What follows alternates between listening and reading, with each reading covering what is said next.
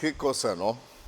Un país en plena crisis económica y solventando campañas a los candidatos. Solamente acá en Ecuador puede suceder eso.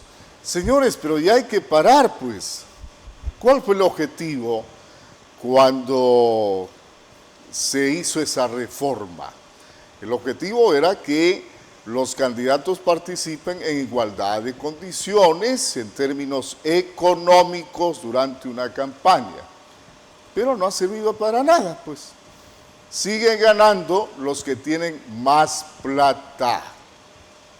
De manera que hay que hacer esa reforma. Pero los señores de la Asamblea Nacional no tocan ese punto,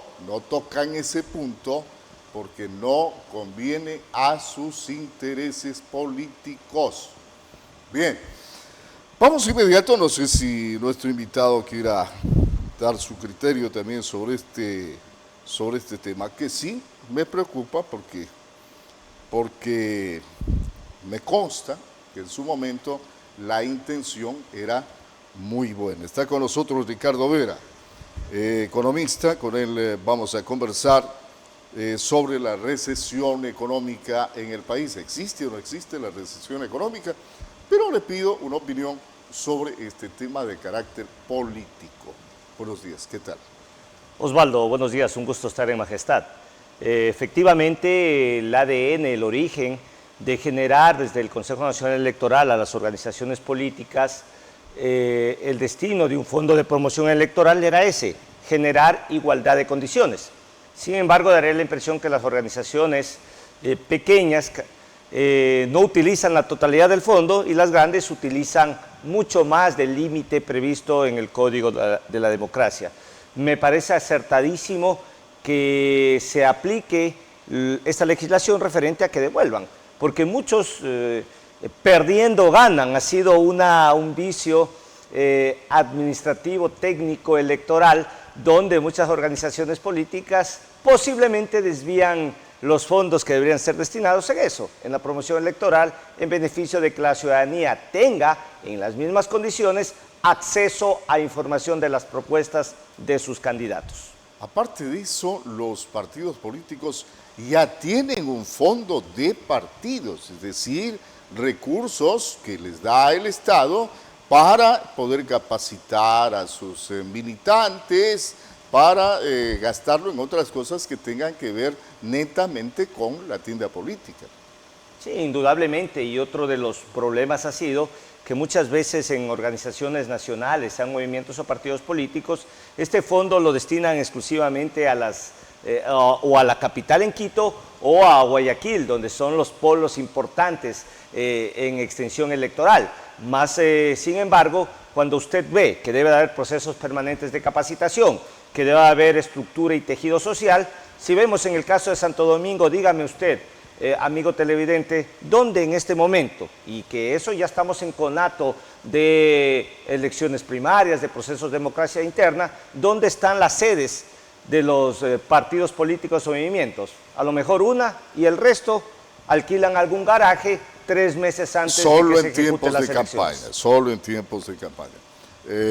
Disculpas a Ricardo Vera por distraer el tema, aunque yo sé que ese tema de la política también le apasiona a nuestro gran amigo. Bueno, a ver, el tema es, ¿existe o no una recesión económica actualmente en el país? ¿De qué manera podemos empezar con ese tema? Bueno, primero hay que entender cuáles son los estados de la economía de un país. Y los economistas, los criterios del Banco Central, los criterios del Fondo Monetario Internacional, de la Banca Internacional, establecen que hay 4 estados de la economía. El primero tiene que ver con la expansión, que es el crecimiento de la economía de un país. La parte contraria es la recesión, que era el objeto de este análisis, que es que se reduzca la economía. Y hay 2 estados intermedios. El uno que tiene que ver con la desaceleración, decía que la economía va a crecer al 3%, pero está creciendo al 1.5%. Crece, pero no lo esperado. Y el otro estado, el cuarto estado para definir la economía, es la recuperación. Si bien es cierto, a lo mejor estaba en desaceleración o estaba en una etapa de recesión, empezó a dar señales de que se está recuperando. En este momento, cuando hablamos al ciudadano común y corriente, hay que definir, bueno, ¿hay recesión o no recesión? ¿Cómo lo medimos?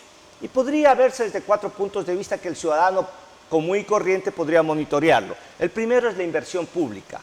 Vemos que hay inversión pública de parte del Estado, está haciendo carreteras, está haciendo puentes, está haciendo hospitales, usted puede darse la respuesta. Lo que se ve es que hay un gobierno con déficit fiscal, un gobierno que tiene 10.000 millones de dólares de hueco ahí y que a pesar que ha tenido incremento del IVA, a pesar que ha quitado el subsidio a ciertos combustibles, no ve esa brecha. Otro indicador que puede ver el ciudadano común es la entrega de créditos.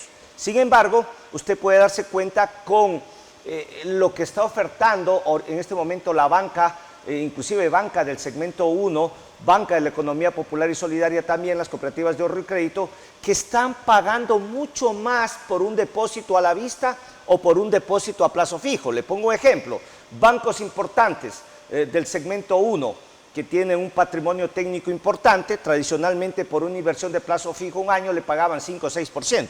En este momento le están pagando hasta el 9%, bancos de primer nivel. ¿Qué quiere decir eso? Esas señales de que están captando recursos porque hay la probabilidad de que el segundo semestre del año, que ya estamos en este momento, vayan a colocarse esos créditos. El tercer indicador de que cómo está el estado de la economía para el ciudadano común y corriente es el empleo. ¿Cómo ve usted el empleo? En Ecuador hemos visto este momento en los últimos 10 años que hay empleo formal para 3 de cada 10 ciudadanos y ese indicador sigue ahí. Y el cuarto elemento para visualizar si hay recesión o no de la economía son las exportaciones. Seguimos en este momento, en los 5 primeros meses que hay los datos en el Banco Central, se han exportado 10.000 millones de dólares con algunas variantes. Por ejemplo, y con esto termino, por ejemplo, el banano ha bajado su importancia, pero el cacao ha crecido, los enlatados de pescado han crecido, por lo tanto sigue habiendo un equilibrio. A ver, hay como, de alguna manera, y usted lo ha señalado con conocimiento de causa, hay que combatir la recesión precisamente con el incremento de la producción, con incentivos al sector productivo. Yo recuerdo que en su momento, cuando se trataba este tema entre el Estado y la banca, los banqueros privados se comprometieron, obviamente, a ablandar esas tasas de interés con las que prestan a los usuarios y, obviamente, también a contribuir con el crecimiento del país. Habría que preguntar si es que se ha producido ese fenómeno o no, o si las tasas de interés que observa la banca privada, que por cierto fue uno de los sectores menos golpeados en todo este proceso de pandemia, en todo este proceso de inseguridad, por obvias razones, las entidades bancarias, ¿han colaborado o no han colaborado con recuperar el sistema productivo del país? Bueno, creo que en términos generales ha habido la oferta de crédito, sin embargo, un crédito caro. Recordemos, y con base a lo que hablaba en la primera parte de esta entrevista, si una cooperativa de ahorro y crédito en este momento le está pagando a usted al 10% por un depósito a plazo fijo, entonces yo tengo esa cantidad de dinero. Si yo pago al 10, ¿a cuánto voy a cobrar? Voy a cobrar al 20. Entonces, ¿qué esperamos? Que haya crédito, pero crédito caro.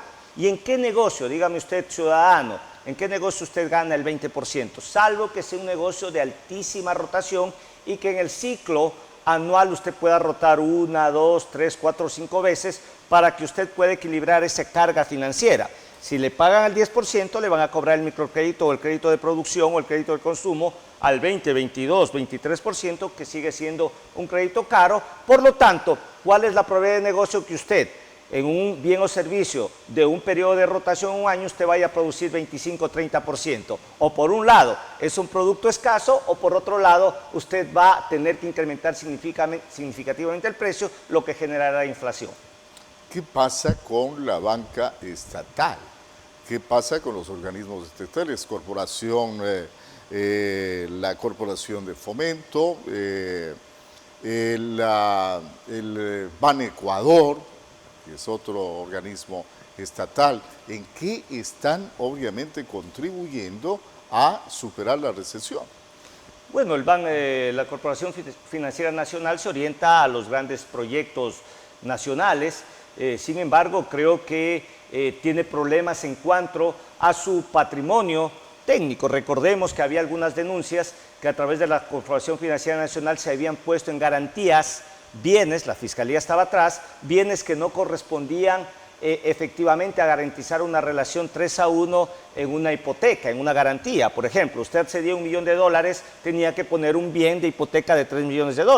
Se revisaban y la Fiscalía, la Contraloría estaban haciendo una revisión técnica donde se veía que habían sido sobredimensionados muchos activos. Y en lo que tiene que ver a la banca que aterriza en el ciudadano común y corriente, como usted o como yo, quien nos está viendo, habría que ver cuál es la importancia que tiene Ban Ecuador y el Banco de Pacífico, porque el Banco de Pacífico, a pesar de ser un banco privado, está siendo administrado por el Estado y tenía algunos productos interesantes, como lo tuvo algún momento el crédito Reactívate, como tuvieron el 555, que son créditos interesantes, pero habría que ver si está focalizado a los sectores que están en el Plan Nacional de Desarrollo, si están focalizados a fortalecer los procesos de los acuerdos comerciales. Recordemos que está muy fresco una firma de un acuerdo con China, pero habría que ver, los fondos de los créditos están destinados a fortalecer esos proyectos, a generar know-how, a generar innovación, a generar desarrollo. Yo creo que, por ejemplo, Ban Ecuador, o el que se llamaba Banco de Fomento,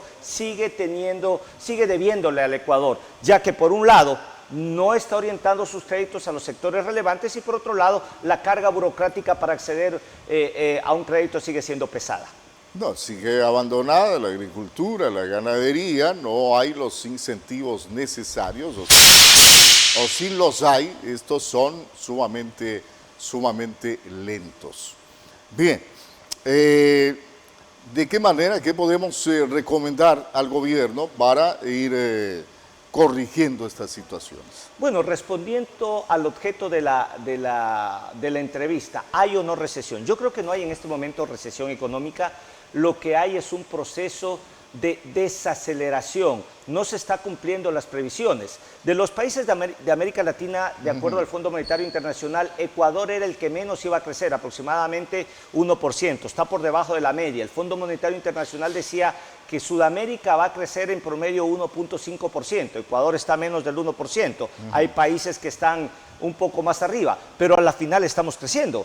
Poquito, pero estamos creciendo. Entonces no podríamos decir que hay recesión, pero no hay un crecimiento significativo para poder decir que los ingresos per cápita de cada ciudadano, sí, estaba sin dinero el año pasado y este año tengo dinero.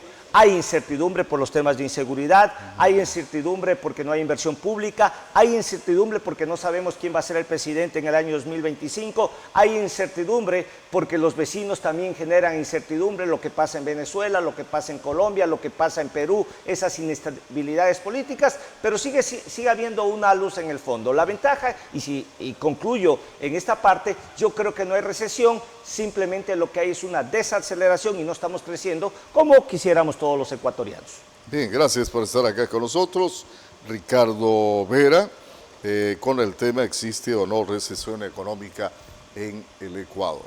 Hacemos una pausa, regresamos.